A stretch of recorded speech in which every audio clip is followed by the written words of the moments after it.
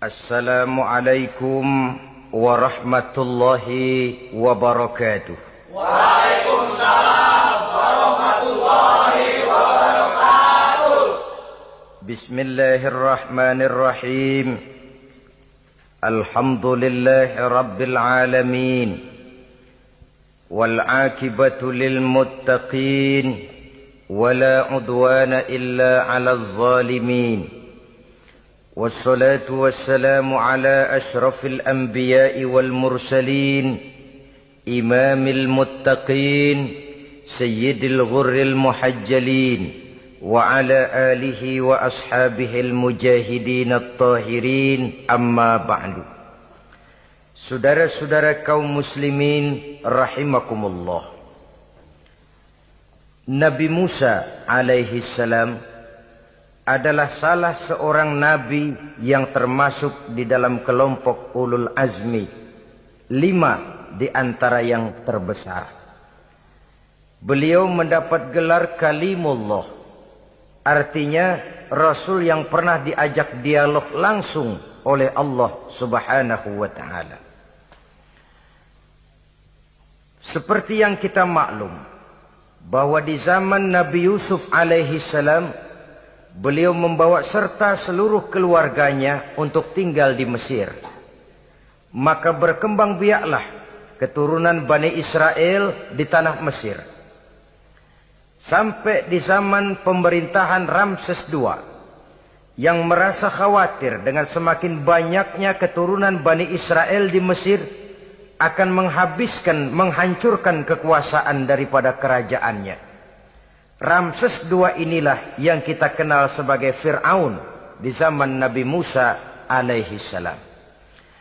Maka terjadilah kemudian kebijaksanaan yang tidak bijaksana. Orang-orang tua dari Bani Israel dikerjakan secara paksa, membangun bangunan-bangunan mercusuar. Kemudian bayi-bayi dari Bani Israel dibunuh. Orang tuanya disuruh kerja paksa, bayi laki-lakinya dibunuh.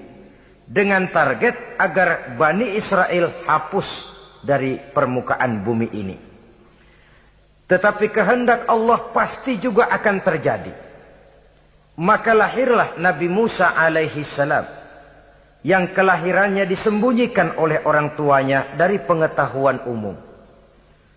Namun bagaimanapun disembunyikan, kekhawatiran itu datang juga di hati ibu Nabi Musa alaihi salam. Allah kemudian memberikan ilham kepada ibu daripada Nabi Musa.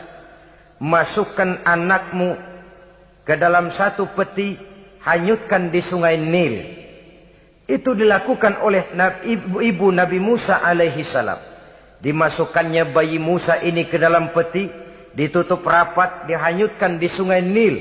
Kemudian ibu tadi memerintahkan saudara perempuannya untuk mengikuti kemana peti ini hanyut di bawah arus sungai Nil. Adapun peti ini kemudian hanyut dibawa oleh arus sungai Nil memasuki istana Fir'aun. Maka permaisuri atau istri daripada Fir'aun melihat peti hanyut itu, diperintahkan tentaranya untuk mengambil peti tadi. Manakala peti terbuka, berisi seorang bayi laki-laki yang sangat mungil, sangat gembiralah istri daripada Fir'aun. Diusulkannya kepada suaminya agar bayi laki-laki tadi diambil saja, dijadikan sebagai anak angkat, dipelihara dan dibesarkan dalam istana. Fir'aun menerima usul daripada istrinya. Maka sejak saat itu dijaga, dipelihara dan dibesarkanlah Nabi Musa alaihi salam di lingkungan istana Fir'aun laknatullah alaihi. Begitulah ia memasuki masa remajanya, tumbuh sebagai anak angkat daripada Fir'aun dengan segala fasilitas yang serba cukup di dalam istana Fir'aun.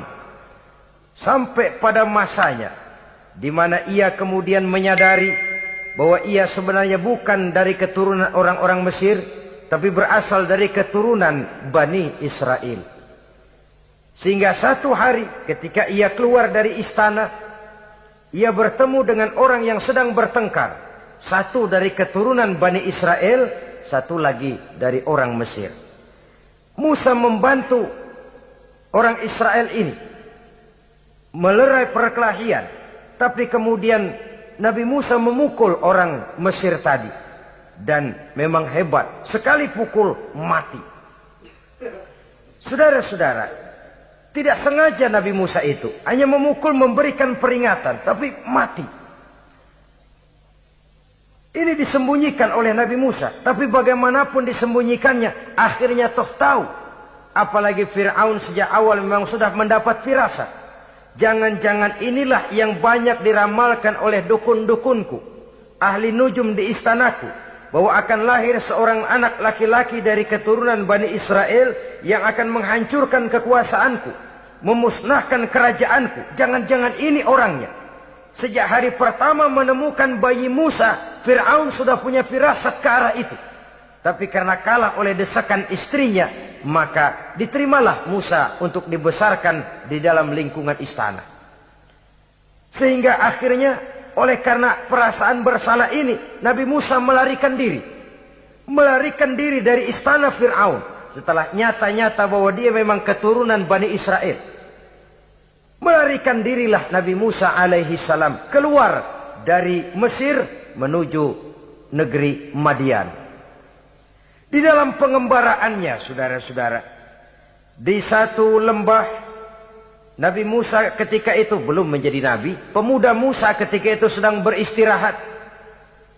Dari kejauhan dilihatnya orang sedang berdesak-desakan. Rupanya adalah pengembala-pengembala kambing yang akan mengambil air dari dalam sumur. Mereka berdesak-desakan, berebut karena sumur cuma satu, yang ngambil air kelewat banyak. Di antara desakan-desakan orang itu, Nabi Musa melihat dua orang wanita kakak beradik minggir saja, tidak ikut berdesak-desakan. Nabi Musa menghampiri dua wanita tadi. Kamu sedang apa di sini? Kami sebenarnya ingin mengambil air. Kenapa tidak ikut berdesak-desakan? Itulah soalnya. Mereka laki-laki semua, gagah perkasa pula. Kalau kami ikut berdesak-desakan, bagaimana jadinya kami? Biarlah kami mengalah menunggu sampai mereka selesai semuanya, baru kami akan mengambil air. Mengertilah Nabi Musa bahwa wanita kakak beradik ini demikian halus akhlaknya. Gak mau berdesak-desakan sama orang laki. Budi pekertinya sedemikian luhur. Tungguin aja dah, ntar juga beres. Kalau semua udah kan pada minggir, kita nggak pakai berdesak-desakan. Saudara hadirin, menyadari kodrat kewanitaannya. Sehingga berdesak-desakan itu saja sudah dianggap bisa mengurangi citranya sebagai wanita. Biar dia ngalah aja, tungguin ntar juga rapi. Bukan malah ikut ngerangsek. Enak nih berdesakan sama orang laki nih, lumayan nih.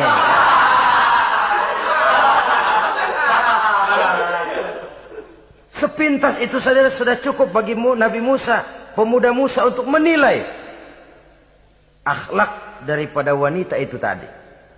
Oh, kalau kamu nunggu begini aja lama, kata Nabi Musa. Sudah, sini saya tolongin.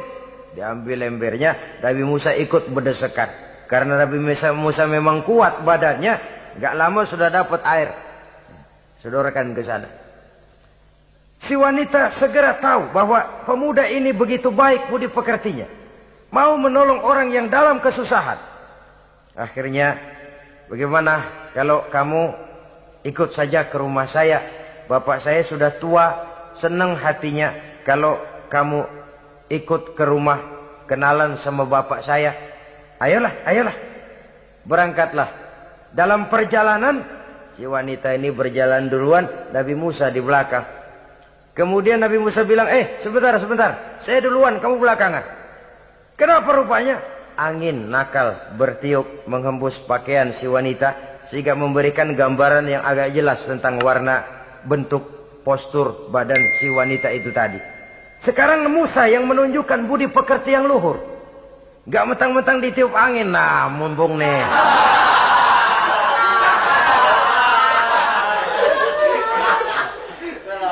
rezeki nih kapan lagi nyari yang begini ya. Jadi dua-duanya sudah menunjukkan satu akhlak yang sangat luhur. Dan manakala sampai di rumah si wanita kakak beradik tadi, diceritakanlah halnya bahwa dia ditolong oleh seorang pemuda, inilah orangnya. Sangat bersukacitalah hati orang tua kedua wanita itu tadi. Lalu usul si wanita tadi, Pak, kita kan di sini banyak punya kambing, nggak ada yang bantuin gembala, Bapak sudah tua. Kalau ini orang kita minta tinggal di sini saja, gimana Pak? Ya terserah kamulah. Akhirnya Nabi Musa tinggal di sana. Menurut satu riwayat 8 tahun ikut mengembalakan kambing. Dan orang tua tadi tidak lain adalah Nabi Syuaib alaihi salam, yang pada akhirnya kemudian Nabi Musa dikawinkan dengan wanita itu tadi. Setelah berumah tangga, Nabi Musa ingat kembali bahwa ia sesungguhnya keluar dari Mesir karena menghindarkan diri. Bahwa kaumnya Bani Israel hidup di Mesir itu tertindas di bawah rezim kekuasaan Fir'aun yang zalim. Dikerjakan secara paksa, wanita dipermalukan, bayi-bayi laki-laki dibunuh. Tergerak hatinya. Iya, dia sudah enak, punya mertua bijaksana, punya istri cantik, hidup tenang sebagai pengembala kambing. Tapi nurani kebangsaannya berontak. Saya tidak boleh bersenang-senang sementara bangsa saya ditindas. Saya tidak boleh menari di atas bangkai saudara saya. Saya tidak boleh tersenyum di atas penderitaan saudara-saudara saya. Saudara-saudara saya Bani Israel merintih di bawah penindasan Fir'aun. Saya harus membebaskan mereka. Diceritakanlah hal ini kepada mertuanya. Wah, ya kalau pakai bahasa mertua, saya mau kembali ke Mesir. Untuk apa Musa? Untuk menyelamatkan saudara-saudara saya Bani Israel yang masih dalam cengkraman kezaliman rezim Fir'aun. Saya harus membebaskan mereka. Ya kalau memang itu tekadmu nak, berangkatlah. Bapak mengiringimu dengan doa. Berangkatlah Nabi Musa bersama istrinya. Sampai ketika beliau sedang istirahat di satu lembah, dari kejauhan beliau melihat ada api menyala. Beliau berkata kepada istrinya, kau tunggu di sini. Tidak lama saya akan kembali. Saya akan menghampiri api itu. Berangkat Nabi Musa ke arah api menyala tadi. Makin didekati makin terang sinarnya. Sampai kemudian terdengar suara, ya Musa, inni ana rabbuka fakhla' na'lai. Innaka bil wadil muqaddasi tuwa wa ana akhtartuka fastami' lima yuha. Wahai Musa, akulah Tuhanmu. Bukalah terompahmu. Sesungguhnya engkau berada di satu lembah yang disucikan bernama Lembah Tua. Aku telah memilihmu Musa, dan sekarang dengarlah apa yang diwahyukan kepadamu. Pada saat itulah turun wahyu pertama, dan resmilah sudah Nabi Musa diangkat menjadi Rasul oleh Allah Subhanahu wa Ta'ala. Di satu lembah di Bukit Tursina. Apa wahyu yang pertama turun? Bunyinya, innani anallah la ilaha illa ana fa'budni. Sesungguhnya aku inilah adalah benar-benar Tuhanmu. Tidak ada Allah selain daripada aku. Maka hendaklah engkau hanya beribadah menyembah kepadaku. Ini umum saudara. Semua Rasul yang diutus Allah, inilah ajaran prinsipnya. Anallah la ilaha illa ana. Akulah Allah Tuhanmu. Tidak ada Tuhan lain selain Allah. Semua Rasul membawa ajaran ini. Oleh sebab itu, bukan hanya sekadar percaya kepada Tuhan saja yang penting. Sudahlah, pokoknya kan percaya kepada Tuhan. Iya, Tuhan yang mana?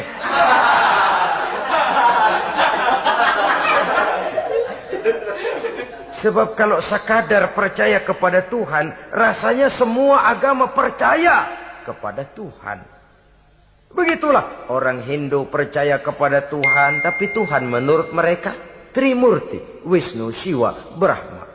Orang Buddha percaya kepada Tuhan, tapi Tuhan dalam pandangan mereka ada Tuhan kecil Hinayana, ada Tuhan besar Mahayana. Orang Majusi juga percaya kepada Tuhan.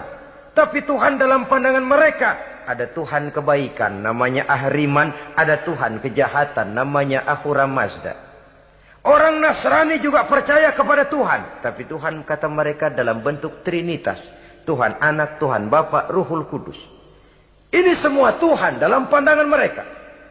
Jadi kalau sekadar percaya kepada Tuhan, percaya kepada Tuhan, percaya kepada Tuhan. Tuhan yang mana? Itu yang prinsip. Itu yang prinsip. Sebab salah kita dalam mempercayai Tuhan, kita akan terjebak ke dalam penyakit. Kalau tidak kufur, syirik. Dan dua-dua itu bapak moyangnya dosa. Begitu Islam menyelamatkan kita masyarakat manusia. Ya ayyuhan nasu ubudu rabbakumul ladzi khalaqakum.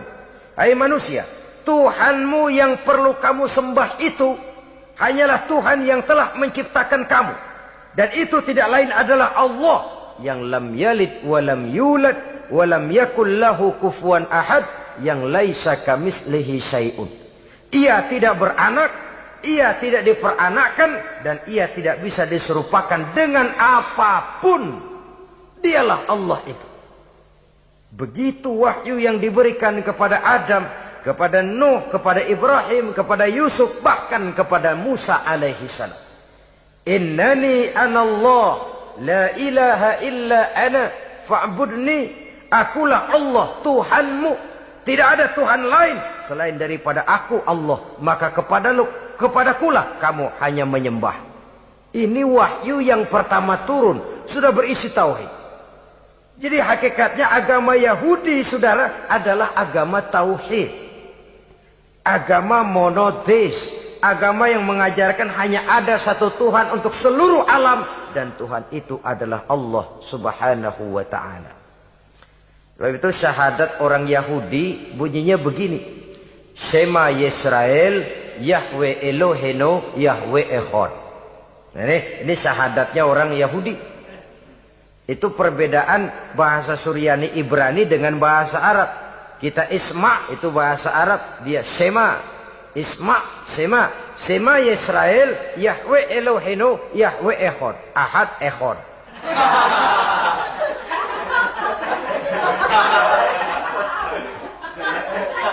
Maksudnya jelas. Shema Yisrael, Yahweh Eloheno, Yahweh Echad. Dengarlah hai Israel, Tuhan kita ialah Tuhan yang Esa. Yahweh kata mereka, Tuhan kita ialah Tuhan yang Esa. Esa tunggal, tidak beranak, tidak diperanakan.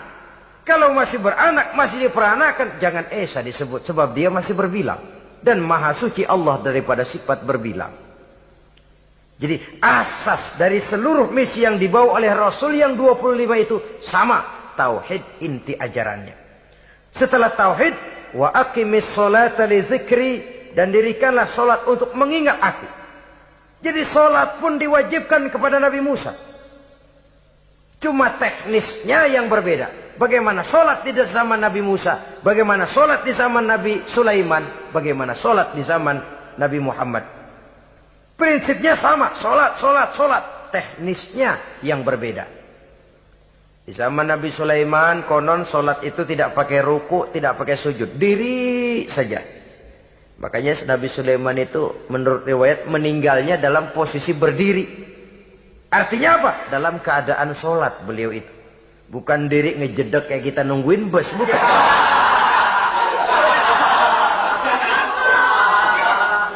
Berdiri dalam kondisi solat. Tapi yang jelas solat itu setiap Nabi. Hanya teknisnya saja yang berbeda. Jadi ini sudah akidah dan syariat. Akulah Allah Tuhanmu, tidak ada Tuhan lain selain aku. Ini kan akidah. Yang kedua, wa aqimis sholata li dzikri, syariat. Dirikan solat untuk mengingat aku. Inna sa'ata atiyatun, sesungguhnya kiamat itu pasti akan datang. Ini juga sudah urusan beriman, percaya kepada yang gaib. Saudara-saudara kaum muslimin rahimakumullah. Setelah mendapat wahyu ini, turunlah perintah Allah kepada Nabi Musa. Apa kata Allah? Izhab ila fir'auna innahu tagha.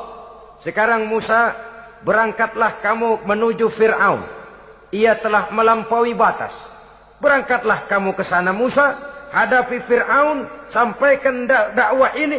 Ia telah melampaui batas. Innahu tagha, ia telah berlebih-lebihan. Nah, saudara-saudara, jadi dua fungsi sudah. Kalau pada mulanya Nabi Musa berniat kembali ke Mesir hanya untuk membebaskan kaumnya Bani Israel, sekarang malah bertambah. Tidak hanya sekedar itu, malah lebih utama adalah menyampaikan risalah, menyampaikan misi kerasulannya, menyadarkan Fir'aun, menegakkan tauhid, mengembangkan syariat. Bertambahlah tugas Nabi Musa sebagai pejuang bangsa, juga sebagai mujahid, pejuang agama. Pada mulanya sebagai pejuang bangsa tuh. Artinya Nabi Musa ini kembali kepada Fir'aun di Mesir, tujuannya tadi kan cuma untuk membebaskan Bani Israel kaumnya. Ini pejuang bangsa. Tapi di tengah jalan ia mendapat wahyu. Berangkat kau kepada Fir'aun, innahu tagha, ia telah melampaui batas. Sadarkan dirinya, canangkan tauhid, sampaikan syariat. Bertambahlah tugasnya. Lebih daripada sekedar pejuang bangsa, ia juga pejuang agama, pejuang tauhid. Dwi fungsi. Kadang-kadang ada pejuang agama, tapi tidak pejuang bangsa. Kadang-kadang ada pejuang bangsa, tapi tidak pejuang agama. Nah, saudara-saudara kaum muslimin, rahimakumullah. Idealnya, ya kedua-duanya. Ya pejuang agama, ya pejuang bangsa juga. Mendapat tugas seperti ini, apa permohonan Nabi Musa alaihi salam? Beliau berkata, Qala rabbi syrah li sadri, wa yassir li amri, wahlul 'uqdatam min lisani yafqahu qawli, waj'al li waziran min ahli, Haruna akhi, usdud biha uzri. Ini permohonan Nabi Musa. Ketika dilantik menjadi Rasul, diberikan tugas, berangkat kau ke Mesir, sampaikan risalah ini kepada Fir'aun, karena ia telah melampaui batas. Apa permohonan Nabi Musa? Rabbi syrah li sadri, ya Allah, lapangkan hati saya. Wa yassir li amri, mudahkan urusan saya. Wahlul 'uqdatam min lisani, buka kebekuan lidah saya. Yafqahu qawli, sehingga mereka mengerti apa yang akan saya bicarakan. Ini kondisi dasar. Memulai satu perjuangan dengan persiapan dasar. Apa permohonan pertama? Isyrah li sadri, lapangkan jiwa saya. Menghadapi musuh dengan jiwa yang lapang itu penting. Kalau kita menghadapi musuh dengan jiwa yang sempit, kita sudah kalah sebelum perang. Menghadapi musuh dengan jiwa yang lapang, artinya masih berharap kalau dia mau mengikuti ajaran ini. Jadi pada tahap pertama itu datang bukan sebagai orang yang mau membasmi, tapi sebagai orang yang mau menyelamatkan. Ini perlu jiwa yang lapang. Sebab dakwah Nabi Musa itu kan pertama menyadarkan Fir'aun dulu. Nanti akan kita lihat setelah disadarkan dengan kata-kata, tidak kena juga dengan bukti berupa mukjizat. Masih bandel juga. Musa mohon supaya dikirim bencana. Masih nggak mempan juga, habis deh urusan. Jadi ada tahapan sesuai dengan kemungkinan Fir'aun bisa menerima. Sama juga bayi itu kan kalau baru lahir ke dunia, brol, kasih susu emaknya dulu. Gedean dikit, bubur. Gedean lagi, nasi ulek dah. Udah gede betul, nasi. Udah gede banget, jengkol jijelin.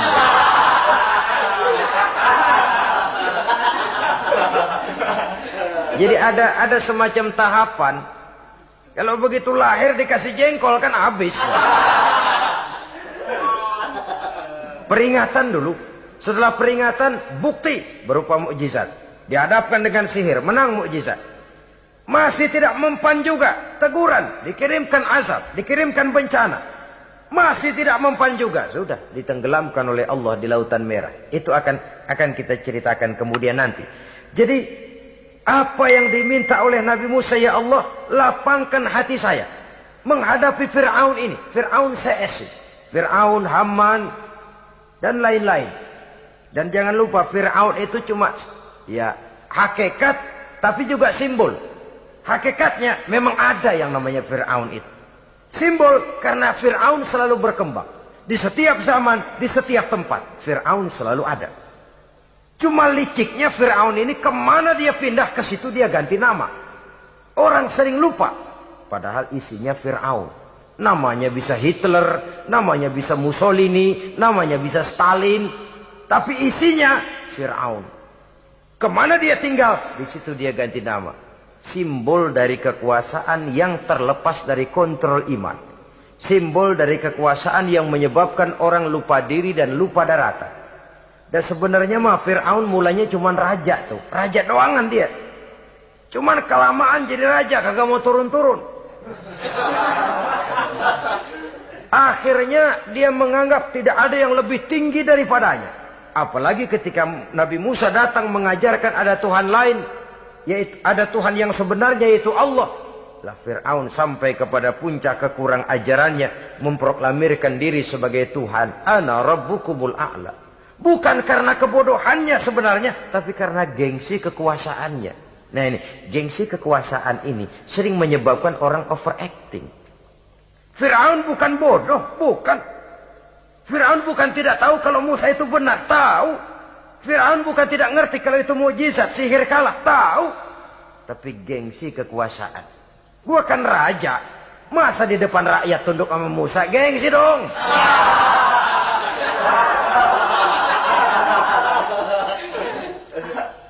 Cobalah lihat, gengsi kekuasaan sering membuat orang mau menginjak-injak kebenaran. Mau membohongi hati nuraninya sendiri. Mau membohongi kolbinya, hatinya. Padahal itu sudah, orang kalau sudah hatinya sendiri dibohongin, apalagi orang lain, sudah manusia paling kejam itu. Cuma karena gengsi kekuasaan saja. Gengsi kekuasaan kadang menganggap remeh kecil Nabi Musa.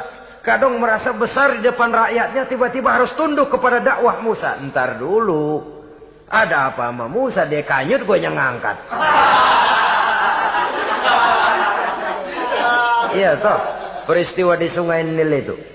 Karena aku yang nyelamatin, aku yang besarkan dia di istanaku. Gengsi kekuasaan sering menyebabkan orang overacting. Bukan karena kebodohannya, dia tahu itu benar. Tapi dia berat untuk mengikutinya. Kenapa? Gengsi kekuasaan. Inilah watak Fir'aun. Oleh sebab itu Nabi Musa minta, ya Allah, lapangkan hati saya menghadapi orang kayak Fir'aun ini. Wa yassirli amri, dan mudahkan urusan saya. Ini orang berjuang itu saudara, setelah segala taktik dan strategi dibicarakan, segala persiapan fisik disiapkan, jangan lupa wa yassirli amri, ya Allah mudahkan urusan saya. Sebab sepanjang yang bisa kita lakukan hanyalah berusaha dan berusaha. Kepastian, ketentuan, hak prerogatif daripada Allah Azza wa Jalla. Kalau Allah memberikan kemudahan, satu dunia orang mau menghadang, no problem. Kalau Allah sudah memberikan kemudahan, satu dunia orang mau mendatangkan kesulitan, gak ada gunanya. Wa yassir li amri, mudahkan kiranya urusan saya ini ya Allah. Karena sudah terbayang oleh Musa. Pertama faktor psikologis. Bagaimanapun Fir'aun itu kan bapak angkat sendiri. Ya orang kalau nasihatin orang lain barangkali nggak terlalu jadi beban moral. Tapi kalau sudah menasehati orang yang pernah mengasuh dan membesarkan dia, itu kan beban moral. Sulit posisi ini. Apalagi kekuasaan mutlak berada di tangannya, tentaranya gagah perkasa. Wa yassir li amri, mudahkanlah urusan saya ya Allah. Lapangkan hati, mudahkan urusan. Saudara-saudara kaum muslimin rahimakumullah. Permohonan yang ketiga dari Nabi Musa, setelah minta dilapangkan hati dan dimudahkan urusan, wahlul 'uqdatam min lisani, bukalah kebekuan lidahku. Satu riwayat menjelaskan bahwa Nabi Musa memang agak gagap kalau bicara. Riwayat lain menjelaskan bahwa beliau agak sedikit cadel. Tapi yang jelas, minta agar dibukakan kebekuan lidah. Ini mengandung Satu pelajaran bahwa cara menyampaikan sesuatu akan sangat menentukan sesuatu itu sendiri. Sesuatu yang baik, kalau salah cara kita mengucapkannya, salah cara kita menyampaikannya, jadi tidak baik kesan orang. Ini soal ucapan. Soal hati itu Allah saja yang tahu. Tapi kan orang sebelum tahu hati ini, omongan yang didengar, tingkah laku yang dilihat. Maka ini yang diminta oleh Nabi Musa alaihissalam. Misi risalah ini berat. Menyampaikan pesan ilahi ini tidak ringan. Kalau salah saja ngomong, akan timbul kesalah pengertian. Oleh sebab itu, wahlul 'uqdatam min lisani, bukalah kebekuan lidah saya ini, supaya lancar bicara untuk menyampaikan yang hak, menghancurkan yang batil. Cara kita menyuguhkan sesuatu sangat menentukan sesuatu itu sendiri. Saudara datang ke rumah saya, yang saya suguhkan cuma segelas teh pahit dan singkong goreng. Tapi kalau dengan kata-kata yang menyentuh, enak didengar telinga, nggak berasa tuh singkong goreng. Sebaliknya yang disuguhkan makanan mahal, mewah, lezat, caranya kasar, omongannya nggak enak didengar. Maka anda sikat abisin deh, gue tahu lu lapar, abisin deh.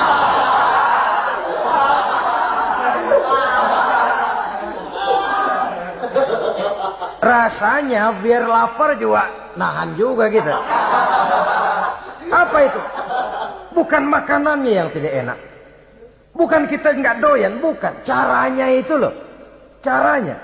Nah, Islam ini agama yang baik.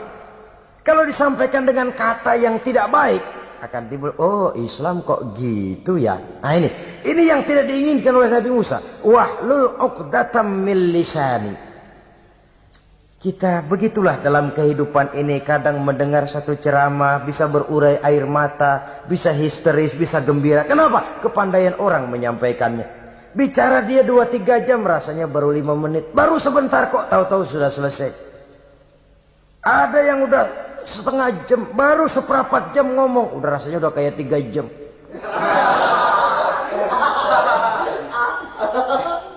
Kita udah berbisikkan, udah dah.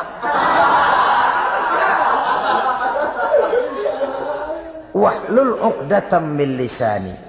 Targetnya apa? Yafqahu qauli, agar mereka memahami. Tentu lawannya agar mereka tidak salah mengerti, agar mereka tidak salah paham. Sebab kalau misi ini diterima dengan salah paham, dakwah tidak nyambung. Maka ini doa banyak dibaca, diamalkan oleh orang-orang mimbar yang sering pidato. Lapang hati melihat kerumunan orang banyak, tapi nggak dak-dikduk, nggak kena demam mimbar. Udara dingin tapi keringat, baju basah. Saudara hadirin yang saya hormati, lalu permohonan yang selanjutnya daripada Nabi Musa alaihi salam, waj'al li waziran min ahli, dan jadikanlah bagiku seorang pembantu dari keluargaku. Siapa? Haruna akhi, dia tidak lain adalah saudaraku Harun. Usdud biha uzri, akan saya limpahkan kepadanya segala beban-beban yang saya derita. Artinya orang berjuang perlu teman, nggak bisa sendirian. Nggak, bagaimanapun hebatnya kita tetap memerlukan bantuan daripada orang lain. Sendiri memang lebih baik daripada berteman orang jahat. Tapi berdua lebih baik daripada sendiri. Bertiga lebih baik daripada berdua. Makin banyak, makin baik. Untuk satu persoalan yang besar, memerlukan kebersamaan. Begitulah Nabi Musa memberikan contoh. Saya tidak bisa berjuang sendiri. Saya minta dibantu oleh saudara saya Harun. Jadikan dia pembantu saya. Tempat saya membagi suka dan duka dalam perjuangan ini. Tempat saya bercerita, tempat saya mengeluh, tempat saya melarikan persoalan. Sebab beban hati itu akan berkurang kalau kita ada tempat kita bercerita. Nah, saudara-saudara, berangkatlah Nabi Musa ke Mesir. Kemudian mulai menyampaikan dakwahnya kepada Fir'aun, laknatullah alaih. Fir'aun mendengar Musa datang kembali. Kemudian terjadilah forum dakwah itu. Apa kata Fir'aun? Musa, kamu kemana saja? Saya pergi ke Madian. Apa yang kamu lakukan? Begini, begitu. Kamu melarikan diri? Pada mulanya iya. Dan sekarang apa maksud kamu datang kembali ke Mesir? Semula saya ingin membebaskan kaum saya Bani Israel. Lalu saya kemudian menerima wahyu dari Allah. Ditugaskan, diperintahkan langsung oleh Allah, Sang Maha Komandan, untuk datang menemui Tuhan, menyadarkan Tuhan dari kesesatan selama ini. Siapa Allah itu Musa? Allah adalah Tuhan saya dan Tuhan juga dan Tuhan seluruh alam ini. Baru nih Musa. Saya baru dengar nih. Ada yang begini nih. Tuhanlah pakai nggak kelihatan. Tuhanlah cuma satu. Yang Tuhannya banyak aja masih kelaparan.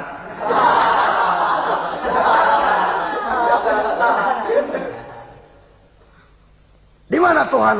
Tuhan saya bersemayam di aras, tempat yang sangat tinggi. Hei Haman, kata Fir'aun kepada Perdana Menterinya, bikin menara yang tinggi. Bikin rakyat kerja paksa lagi, bikin menara tinggi. Naik Fir'aun ke atasnya, ngelepas panah dari atasnya. Menurut satu riwayat, panah itu ditangkap oleh malaikat, ditubleskan ke ikan, lalu dikembalikan lagi kepada Fir'aun dalam kondisi di mana panah itu berdarah. Dia tangkap lagi oleh Fir'aun, turun ke bawah, pidato di depan rakyatnya. Lihatin, Tuhan Musa udah saya panah nih. Mati. Saudara hadirin yang saya hormati, dengan segala macam dalih Fir'aun mencoba mengingkari dakwah Nabi Musa alaihi salam. Baiklah Musa, andai kata kamu benar, apa buktinya? Tuhan mau apa? Kamu sanggup menandingi tukang sihir saya? Insya Allah. Ayo kumpul tukang sihir, kumpul. Kumpulkan tukang sihir, dilepaskan tali-tali kecil, berubah jadi ular mengejar Musa. Musa oleh Allah difirmankan, lemparkan tongkatmu Musa. Musa melemparkan tongkatnya.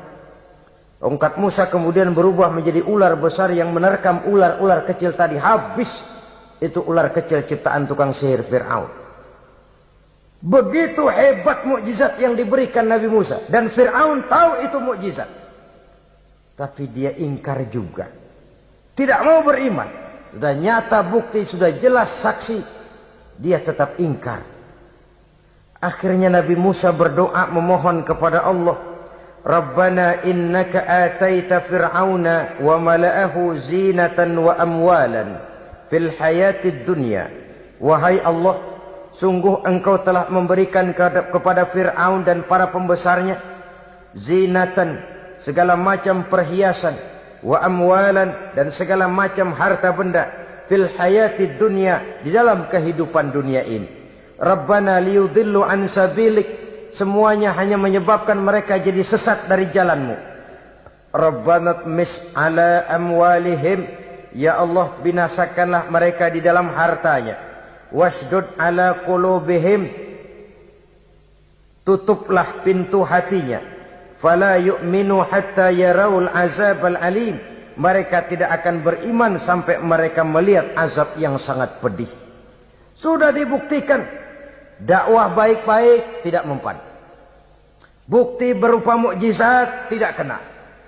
Sampai dikirimkan teguran berupa berbagai macam bencana, masih tidak juga beriman. Akhirnya Nabi Musa memutuskan, kalau begitu menyelamatkan kaum dululah. Kaumnya Bani Israel dibebaskan dari perbudakan. Dibawa oleh Musa keluar dari Fir'aun, dari Mesir. Dikejar oleh Fir'aun. Dalam pengejaran ini sampailah Nabi Musa di tepian Laut Merah. Buntu, depan laut, belakang tentara Fir'aun. Maju kecebur, mundur kepergok musuh. Enggak ada pilihan lain. Dalam kondisi seperti ini, Allah Subhanahu wa ta'ala berfirman kepada Musa, lemparkan tongkatmu ke laut, hai Musa. Musa melemparkan tongkatnya ke laut. Terjadilah mukjizat. Laut terbelah, jalan muncul ke permukaan laut. Lewat Musa di jalan itu, Fir'aun terus mengejar. Ketika Musa sampai di tepian sebelah sana, Fir'aun masih di tengah jalan. Laut menutup kembali, hilang itu jalanan. Fir'aun dan seluruh tentaranya tenggelam di Lautan Merah. mati. Pada saat kondisi seperti itulah Fir'aun dalam keadaan menghadapi sakaratul maut, napas cengap-cengap, hampir putus di leher. Berkata dia, amantu bi Rabbi Musa wa Harun. Kalau begini mah saya juga percaya dah sama Tuhan. Percaya dah sama Tuhannya Musa dan Tuhannya Harun. Kata malaikat maut, kemarin kemana mas?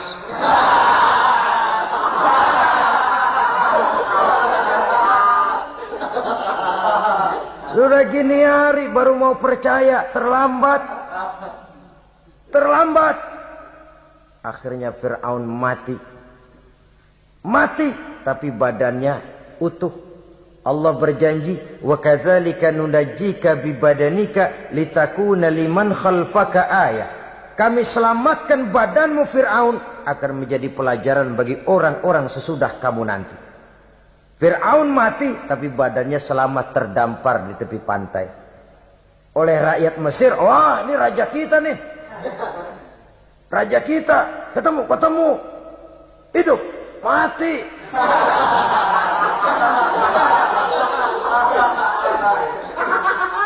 Kemudian sesuai dengan tradisi raja waktu itu, dimumilah badannya, diawetkan. Sehingga sampai sekarang, jenazah atau jasad daripada Fir'aun ini masih tersimpan dengan baik di museum negara di Mesir itu. Saudara-saudara kaum muslimin rahimakumullah. Jadi satu hal yang bisa kita ambil pelajaran daripada riwayat perjalanan dakwah Nabi Musa ini, bahwa dakwah menyampaikan risalah memang bukan jalan lurus dan licin bertabur bunga di kanan kirinya.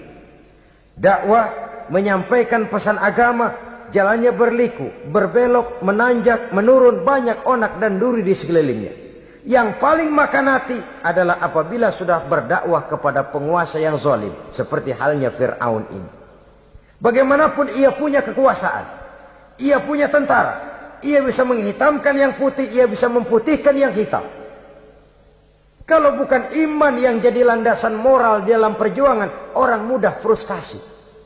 Kalau berdakwah kepada rakyat kecil, resiko kurang. Kalau berdakwah kepada para pengusaha, resiko kurang. Kalau berdakwah kepada kelompok-kelompok yang tidak memegang kekuasaan, resiko kurang.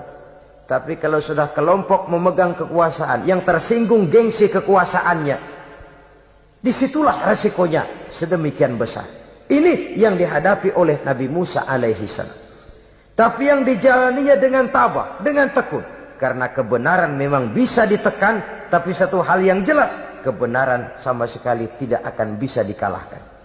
Buat sementara dia bisa ditekan, tapi lambat atau cepat dia pasti akan muncul ke permukaan, dan kebenaran jugalah yang akan tampil sebagai pemenang.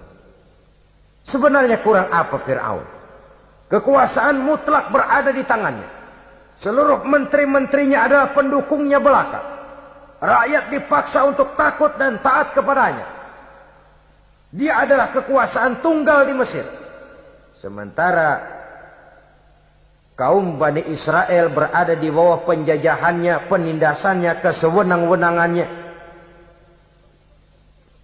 Dan bahkan ketika Nabi Musa sudah menyampaikan dakwahnya, Fir'aun malah sempat mengungkap jasa.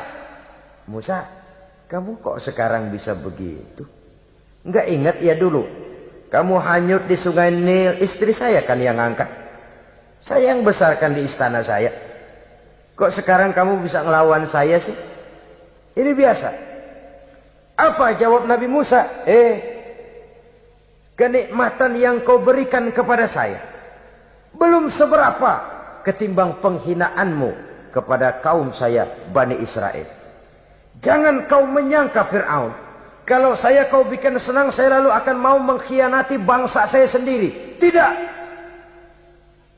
Sama sekali kesenangan yang kau berikan kepada saya tidak akan menutup mata saya dari kondisi yang dihadapi oleh kaum saya, oleh umat saya. Mereka tersiksa, mereka menderita, mereka merana.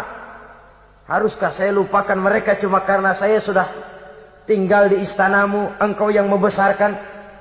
Padahal kau pun membesarkan saya bukan karena kemauanmu. Desakan daripada istrimu. Jangan ngitung-ngitung jasa Fir'aun. Andai kata pun jasamu ada kepada saya, belum seberapa ketimbang penghinaanmu kepada bangsa saya Bani Israel. Di situ Nabi Musa menunjukkan sifat nasionalisme yang sangat tinggi. Rasa nasionalisme yang sangat mendalam. Kadang-kadang kan orang ya seperti di zaman penjajahan Belanda, karena diangkat jadi tuan tanah, bangsanya sendiri diinjak-injak. Karena diangkat jadi centeng dikit dah, kumis mbaplang dah, bukan main dah. Bangsanya sendiri diinjak-injak. Fir'aun mengingatkan ini. Kalau cara kita, lo gede di sini, makan di sini, segala macam di sini dah. Masa lupa kacang sama kulitnya? Kasarnya mah lu bisa begini nih, Musa nih, gue yang rawatin lu. Saya yang menjagamu, mengangkatmu dari sungai Nil. Masa sekarang sudah gede begini kamu mau berhadapan dengan saya? Punya pikiran dong dikit kalau cara kita. Mikir dong, mikir. Dulu lagi kayu di Nil, siapa yang angkat? Musa tidak membantah. Betul itu Fir'aun, betul. Tapi apalah artinya semua itu ketimbang penghinaan yang engkau berikan kepada bangsa saya. Saya tidak mungkin menari-nari di atas bangkai umat saya. Saya tidak mungkin bersenang-senang di atas penderitaan kaum saya. Dan saya tidak mungkin senyum ceria di atas derita daripada kaum saya. Dengan tidak melupakan jasamu, saya tidak akan merubah pendirian saya. Saya ingin membebaskan penjajahan. Saya ingin membebaskan kaum saya Bani Israel dari belenggu penindasan. Kalau engkau sudah tidak mau mendengar dakwah yang saya sampaikan, tidak mau bertuhan Allah, tidak mau menyembah kepadanya, tetap dengan keangkuhan dan kesombonganmu sekarang ini, okelah, berjalanlah dengan keyakinanmu. Tapi saya harus membebaskan kaum saya Bani Israel. Saudara-saudara kaum muslimin rahimakumullah. Itulah jalan dakwah, jalan menyampaikan risalah agama, risalah Islam. Sekali lagi, bukan jalan lurus bertabur bunga. Tapi agama memberikan ajaran, balighu anni walau ayat. Sampaikan dari aku, walaupun cuma sekedar satu ayat saja. Tugas ini memang mulia, tapi berat. Tugas ini memang terhormat, tapi penuh resiko. Ya kalau menyampaikan asal sekedar menyampaikan, sudahlah, pokoknya nyampaikan, percaya syukur kagak udah dah. Bukan cuma sekadar itu, ada semacam tanggung jawab moral. Maka kondisi dasar yang dilakukan oleh Nabi Musa, permohonan yang tadi itu, ya Allah lapangkan hati saya.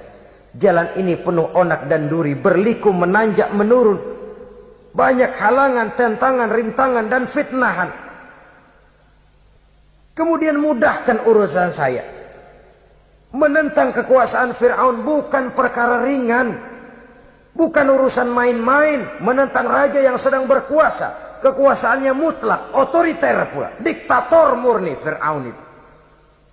Mudahkan urusan saya menghadapi jalan ini ya Allah.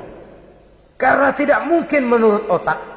Mana bisa kata kebiasaan, impossible kata rasio. Kalau Allah mau memudahkan, semua jalan akan terbuka dengan mudah. Tapi kalau Allah yang mempersulit, bagaimanapun matangnya perhitungan strategi, taktik, rencana, program, planning, kalau Allah mempersulit, jalan itu akan jadi buntu jadinya. Oleh sebab itu maka persiapan zahir harus diimbangi dengan persiapan batin. Untuk menegakkan sesuatu yang hak, menghancurkan sesuatu yang batil sebagaimana yang dilakukan oleh Nabi Musa alaihi salam ini.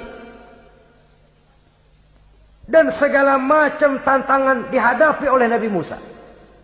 Kau menyampaikan risalah bahwa engkau Rasul? Ya. Kau punya bukti? Siap. Apa buktimu? Ini, tongkat dilempar jadi ular, tangannya dimasukkan ke saku baju lalu dikeluarkan bersinar gemerlapan, lebih sinar dari lampu merkuri. Sampai Fir'aun silau dibuatnya berasa, sudah Musa, sudah, masukkan tanganmu lagi, masukkan tanganmu lagi. Dia tahu, dia sadar itu bukan sihir. Tapi lagi-lagi, gengsi kekuasaannya. Sehingga pantas kalau Nabi pernah bersabda, afdalul jihad kalimatu haqqin inda imamin jair. Jihad yang paling besar adalah mengucapkan kebenaran di depan penguasa yang zalim. menyampaikan kebenaran di hadapan penguasa yang zalim. Tapi kan berat, saudara. Sulit. Apalagi kalau belum apa-apa udah ngeri. Udah jangan dah.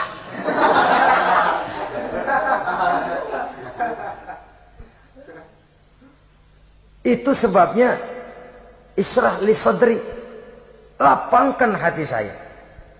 Saya tidak punya kepentingan apa-apa kecuali menyampaikan kebenaran. Kalau sudah ada kepentingan pribadi, itu yang sering jadi handicap. Itu yang sering jadi jurang pemisah antara kita dengan orang yang akan kita sampaikan kebenaran tadi. Saudara-saudara kaum muslimin rahimakumullah, maka terasa benar relevannya doa yang diajarkan oleh Rasul kepada kita. Allahumma arinal haqqa haqqa warzuqna ittiba'ah wa arinal batila batilan warzuqna ijtinabah. Ya Allah, tunjukkan kepada saya bahwa yang benar itu benar, berikan saya kekuatan untuk mengikutinya. Ya Allah, tunjukkan kepada saya bahwa yang salah itu salah, berikan saya kekuatan menghindarinya. Kenapa? Orang sering tahu bahwa itu benar, tapi tidak berdaya mengikutinya. Seperti Fir'aun tahu bahwa Musa itu benar. Abu Jahal, Abu Lahab juga tahu bahwa Nabi Muhammad itu benar. Abrahat juga tahu bahwa Nabi Ibrahim itu benar. Namrus juga tahu Ibrahim itu benar. Tapi mereka tidak berdaya mengikuti kebenaran karena gengsi kekuasaannya. Kadang kita tahu bahwa itu salah. Salah itu. Tapi karena dilakukan oleh orang yang punya kekuasaan, kita lalu tidak berdaya menghindarinya. Malah terjebak ikut-ikutan salah. Lalu menghibur-hibur diri. Sudahlah, tak ada gading yang tak retak. Bukankah dengan demikian kita sudah melegimitir kesalahan? Tahu bahwa itu benar dan mampu mengikutinya, itu nikmat. Tapi tahu itu benar namun tidak berdaya mengikutinya, itu mendatangkan siksaan batin. Tahu itu salah dan mampu menegur, itu nikmat. Tahu bahwa itu salah tapi larut ikut salah, nimbrung dalam kesalahan, itu mendatangkan tekanan batin. Jadi tahu kebenaran itu penting. Tapi terketuk hati mengikuti kebenaran itu jauh lebih penting. Semua kita tahu Islam itu benar. Tapi semua yang tahu Islam itu benar maukah mengikuti ajaran Islam? Tidak. Tidak. Semua orang tahu kalau judi itu batil. Hatta penjudi yang paling kakap pun mesti tahu kalau itu batil, itu tidak baik.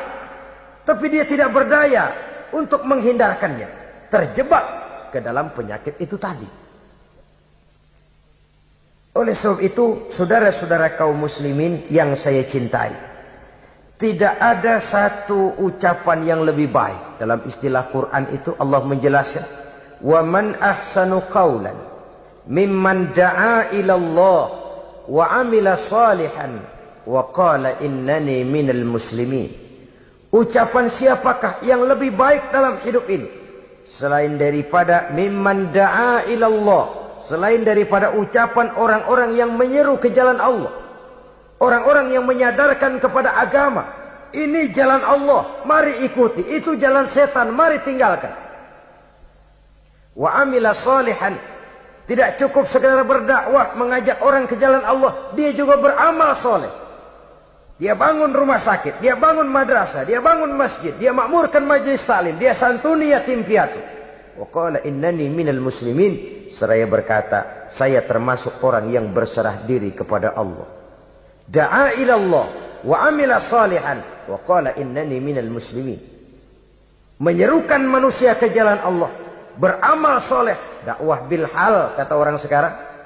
Kemudian mereka pada akhirnya berkata, kami adalah sekelompok orang-orang yang sudah berserah diri kepada Allah.